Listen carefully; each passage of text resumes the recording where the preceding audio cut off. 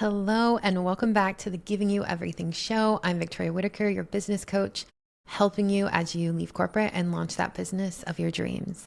Today, we got a business strategy session for you, particularly if you're someone who's thinking, oh my gosh, isn't the market so crowded?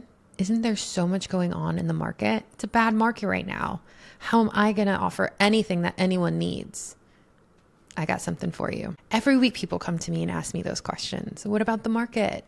The market, it's bad. And I have to say, it's not about the market. Believe me, it's not.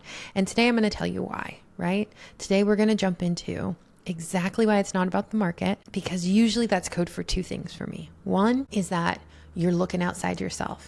You are looking for the answers outside of you. And that is code for we need to do something a little differently in order for you to be successful. And the second thing that's often code for me is I'm scared. I have this fear. Maybe I can't do this thing that I really want to do or that I really desire. So let me be what everyone else needs, right? And we're going to jump really, really deep into that because your answer actually lies what you should do, what you should offer, how to beat the market in yourself. And we're going to dive today into why and how you can really build your offer from your gifts, because that's where the magic lies. It lies in you showing up, being your unique self, right? And being so aligned that clients want to come for you. They want to come to you. They want to buy what you have to give because of that authenticity that you have, and you're showing up as your best self, right? Your best, weird, unique, cool, fun self. Okay, so let's jump into it. So you are ready to build your business. You've climbed the corporate ladder. You've done so well on your journey. And the first thing that you and a lot of people will do is look outside of yourself, right? We start to do our research because the research gives us that certainty, gives us that security. It's the thing that got us good grades or made us really successful in corporate. And in that research, we get really caught up in what other people are doing. And so we find another marketing consultant, but this person is really focused on execution and tactical work. And so you think, well, in order for me to be successful, I guess I'm not going to be able to just focus on strategy. I'm going to have to do all the work too, even though you may not want to, right? You look at other coaches. Oh my gosh, that coach is doing workshops every single month. I don't really like being up in front of groups of people, but I guess that's what I have to do and that's what I should offer. I look at another fractional or strategist and I say, oh my goodness, they're posting on LinkedIn every day or 3 times a week or whatever it is. I must do that to be successful. No, right? Everyone's different and we need to be leaning on those things that make you uniquely you, right? From both building your offers, but also in your business. And so that external looking, it starts to get us shape shifting and becoming a different person. And what it feels like in your body and in your business every week is that you're swaying back and forth and there isn't a strong center. And it is so essential that you have a very strong direction and center. And I'm the first one to change my mind. I'm the first one to add in something fun. I'm the first one to be flexible. But you need to have an opinion. You need to have a really strong center. So we're going to talk about what that looks like to do that later. But that's one problem is you just see people swaying back and forth, shape shifting. Every week it's, I'm going to do AI, I'm going to do this, I'm going to do that. And not coming from a place of actual interest, but coming more from a place of fear and trying to meet everyone else's needs but your own. The second mistake that I see so many women do, and I did it myself, I'll tell you a little story about it too, is that they focus so much on their zone of competence versus their zone of genius. And let me tell you a little bit about both. Your zone of competence are the things that you've worked to be good at your whole life. You're good at them. You don't love doing them, but you're very good at them. And there are probably a lot of things that you did in your corporate career. Your zone of genius are the things that put you in flow, the things that come at ease for you, right? And what often happens is we've been doing something so well, or we think that there's something that people value on the corporate side that we start to build our business around that thing. Years ago, when I first started coaching, I was a career coach. I helped people, get jobs that aligned with the life that they really wanted to build for themselves, similar. And I was also a recruiter at the time, and people were often coming to me asking me about resume help. Now, I got really good at doing resumes because I had to figure out how to pivot from education into business and speak the different languages and all the little ins and outs. And I had all my friends, in business updating my resumes. I learned about, what they should look like and how to format them and all that stuff. But I hated it. Okay. Like I hated it. But of course, because I knew people were coming to me asking for it, and I knew it was something that could sell, I started selling it. But I was so drained, and I mean, so exhausted, when I would wake up and see 90 minutes that I had to spend with somebody on their resume. Like literally, I was just not happy about it, right? I am not as much of a tactical and execution focused person. I'm strategic, I'm high level. And so that really, really drained me. And what I had to shift, and we'll talk about what this could look like for you, is instead of doing that resume work, I took that right off. We're not focused on resume in that sort of way. I'm not going through and reading everything line for line. Right? That was not going to be something that I was going to spend my time doing. And instead, we still talked about resumes, but I really shifted that into being storytelling, right? I really shifted that into helping deeply get to know someone and help them tell their story through their resume, and letting that live in their resume, right? And so that's how I began to teach it, and that's how I began to shift it. But I really had to shift the way that offer looked over time, and it helped so much to show up and not care where you put a comma or a period or whatever, but I did care that your story was living and breathing on your resume, right? So it's just one way that I really tweaked. Well, one, I found myself in that hole myself, and two, really was able to tweak an offer based on my gifts. And when I showed up to sell it, I was excited and more people bought it, right? So it just became a really core offer, workshop, thing that I taught through my own business. In order not to burn out, in order not to be exhausted, in order not to wake up and dread what's on your calendar the next day, because when that happens, that's when our businesses really struggle and when we're not successful, because we want to show up and be energized every day, right? In order for all those things not to happen, we have to build your offers based on your gifts and based on the things that really put you in flow, and not just on what everyone else is telling you is going to sell, right? We want to have our own direction and our own center moving forward, right? It's just so important. What's also so important is what's underneath those two things as well. And what I find over and over again is that often when women or non-binary people find themselves in front of me, they don't think they deserve to do what they love every day. They think that in order to make money, in order to be successful, that it has to be painful or that they have to work so hard. But the thing that takes them 5 minutes, how could they charge thousands and thousands of dollars for it? But it's really important that you start to accept that you get to have the things that you want, you deserve it. And those things are actually what's going to make the world a better place. Because if everyone gets to do the things that bring them joy and the things that put them in flow, then we're all working together with our differences. So that's just so important. Okay. Let's jump into what you can do to get you started on building this offer from your gifts, because it's happening. I'm telling you.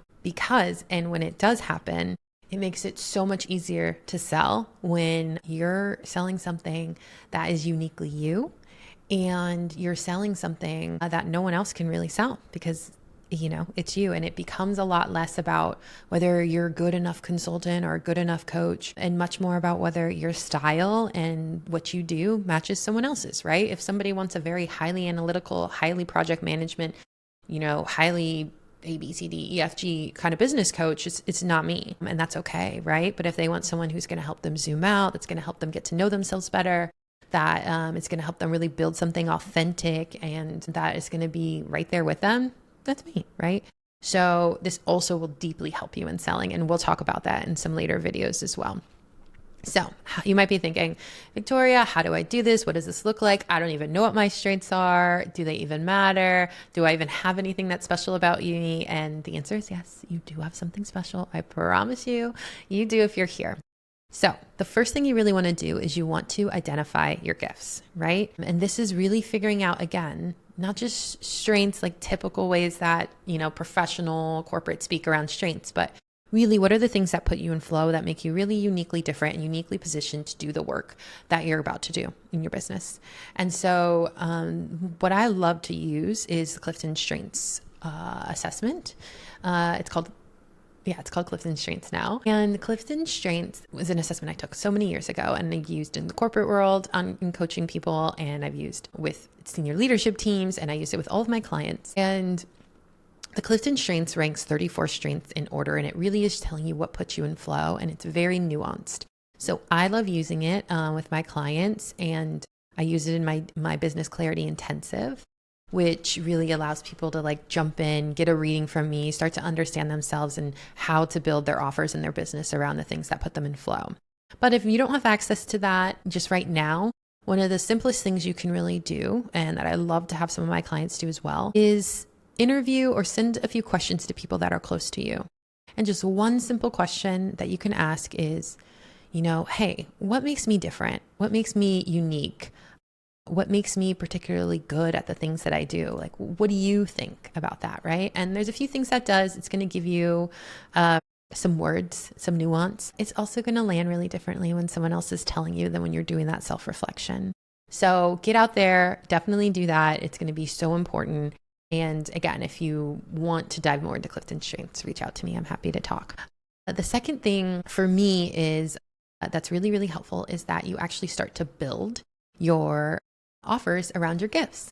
And so what you really want to do is how you approach your consulting or your coaching should really be different than everyone else, right? Like I said, for me, my top strengths are like strategic, woo, winning others over, and includer, communication, positivity, and empathy, right? So I have workshops that I do a lot. I show up here in my communication. I love storytelling. My business is really deeply structured around some of the strategy. I'm giving you the strategic session right now. And I also bring people together. I have a community space, right? So my unique gifts and my unique strengths live in the offers that I give. And it's really important that you start to say, okay, how might I approach what I'm doing, what I like to do, given these gifts, given these things that put me in flow? They should be living and breathing and easy for me to talk about. So that's kind of what number 2 is. And then number 3, we actually talk about the market. So going back to the beginning, we finally get out and we start to test and refine, right? So we bring that offer and we talk to our ideal clients. And I have a market research interview process that I use with my own clients that really help them refine and understand how to speak about their offer to their ideal clients, right? Which is really different than swinging back and forth, right? Instead of moving 180 from east to west, we're moving a few degrees in one direction or a few degrees in another. And that feedback is giving us a little bit of, okay, is this the exact right direction? Nope. Let me just tweak myself a little bit here or a little bit there. So that third step, get out there, test and refine, right? So first, you make sure that you identify what those gifts are, you create and start to develop your offer and your approach around those gifts. And then third, you get out and you test it out in the market. So you can get some of that market feedback, but again, in a place that's more grounded and more centered on you, because I promise you that's the best way to do it. So I promise you, the question is not, what does the market need? Not first, at least. The question is really, what am I uniquely, beautifully, so great at? And how can I use that to meet some of this market need, right? How do I find the right people, the right match there for yourself, right? And again, you deeply deserve to do the work that feels good to you, the work that's easeful, the work that's peaceful, the work that is not hard, I promise you. And there are hard things, obviously, about building your business, but the work that you create your offer around should not be the hard part, okay? That should be the easy part. You might be thinking, okay, but I need some help. I cannot figure out what my strengths are. I just don't even know exactly where to start. And I got something for you. I have openings in my Business Clarity Intensive, and I'd love to have you there. If you're trying to figure out what are my strengths, what's my zone of genius, how do I build my offer around it? That's exactly what we do in this intensive, which includes some one-to-one time with me, space to actually get out and practice and test, and then a closing that really sets you off and has a really strong plan moving forward. So if that's something you want, you can sign up with the link in the bottom at www.victoriawhitaker.com. And yeah, that'll be both in the podcast notes and the YouTube notes if that's something that you are interested in. You're really looking to walk away with that clarity and that confidence so you can build that badass business that's coming for you. I promise you it is. And again, I leave you with that you do have things that are uniquely different about you, and they are going to be the things that make a difference in building a business that's successful or not, right? So we'll continue to talk about some of these topics. I know I talked a bit about market research. We're going to talk about that later this season. I'm going to talk about like what building even a strong offer can really look like when we're talking about transformation versus deliverables. There's so many beautiful things coming this season, and I'm just so grateful that you showed up here for this time with me today.